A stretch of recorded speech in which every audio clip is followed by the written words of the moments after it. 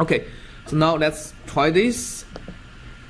We have to initialize a W0. So first of all, how big this is, we have to set it to be ones of the number of elements, right? The number of triangles, which is exactly 500. Okay, that's good. Length of area. Okay, so setting everything to 1 means setting the height of the water to 1 and also the velocity in both directions to be 1. So let's just use that as our initial condition to test the problem. But it's a matrix, right? Oh yeah, thank you. It has to be like that. Okay, so let's just set things to, let's just integrate things a little bit. So it's called I think yeah, DDT 2D. Let's integrate for a little bit just to test. Size input must be integers. 500 or 3.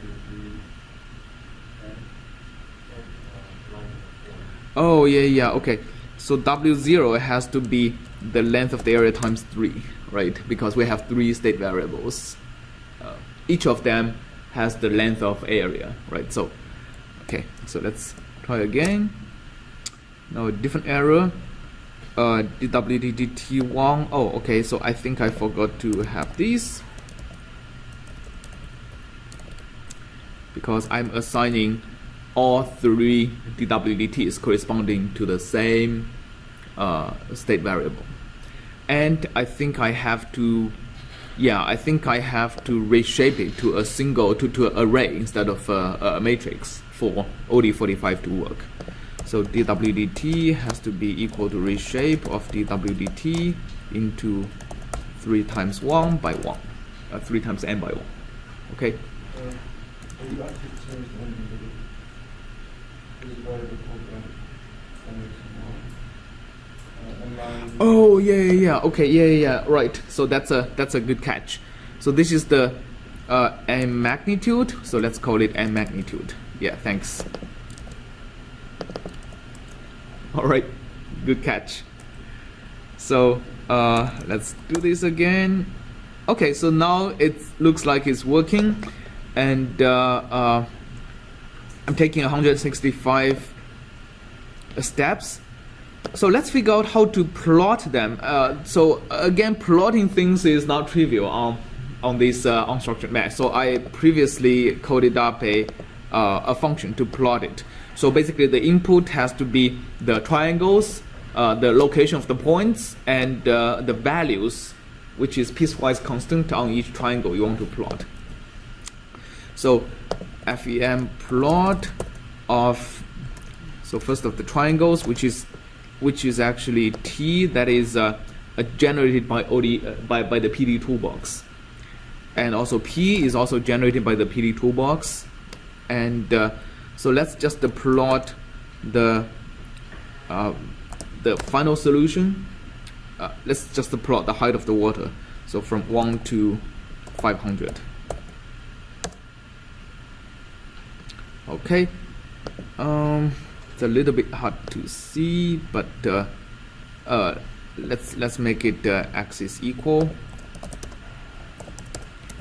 Okay, so now I think it's a bit easier to see. So we can see that because we set the initial velocity to be positive in both x and y direction, the water is kind of colliding against the walls on the plus x and plus y directions, right? So the water level is rising over here and over here, and this is kind of this is pretty expected solution, right? So let's try to integrate it for a little bit longer.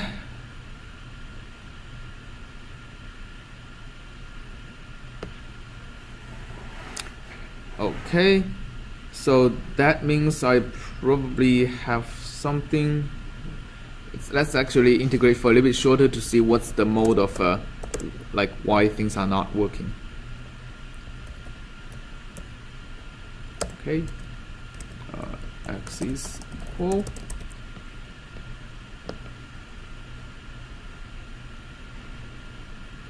Oh, okay.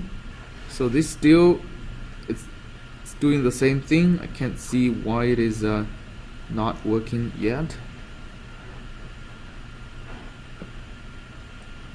Do you need to run it to 0.5 or do you need to run it to...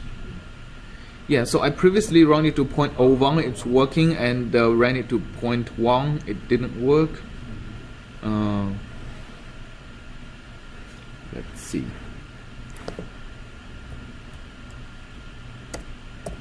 So if I run it to a little bit longer to see, basically I want to see like what's the situation of the solution before it stopped working. So let's actually plot it anyway.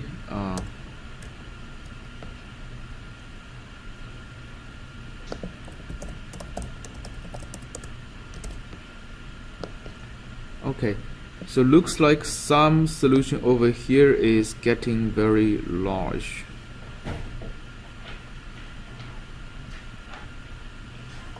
In the boundary condition, if the triangle are just, or the triangle faces are the same, so that it's on the boundary, you just set one of the fluxes to be 0, right? So you want it to be, or like the momentum part, that you want that to be the same. So I set one of them to be 0. So I set the mass flux to be 0, and I set the momentum flux to be proportional to nx and ny. Right, but the WDT, they're gonna Can you say again, the dWdt? WDT of T2 Yes. will just stay 0 if T1 equals T2. Yeah, if T1 equal to D2, this T1 is already equal to T2. So doing this would already set the dW. It would already accumulate the dWdt at T1, right? So T1 is equal to T2. They are the same. So doing this already have accomplished what we want to accomplish. So let's see.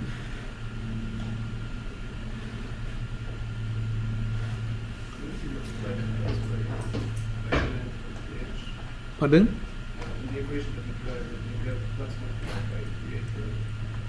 I have the flux multiplied by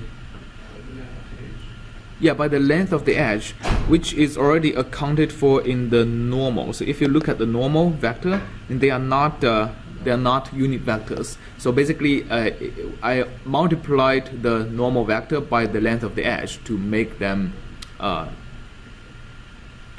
normal array. Okay. Right.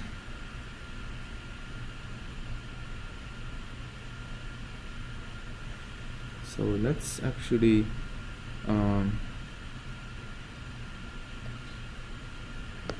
so one thing I'm not so sure is in the PD toolbar, in the conversion.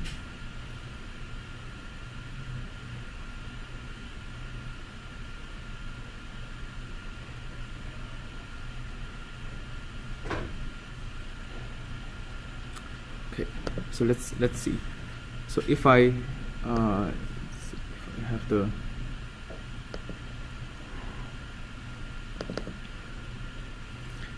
in the beginning I have the boundary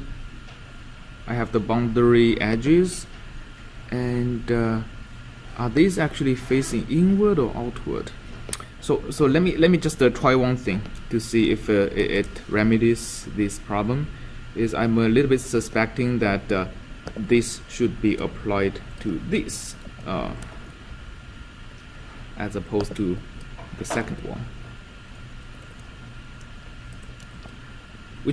So this is the reason I'm changing this is I suspect that the surface normal is pointing inward into the domain at the boundaries as opposed to outward, right? So at the boundary I should be adding as opposed to subtracting. So if I solve for that, it's actually the same.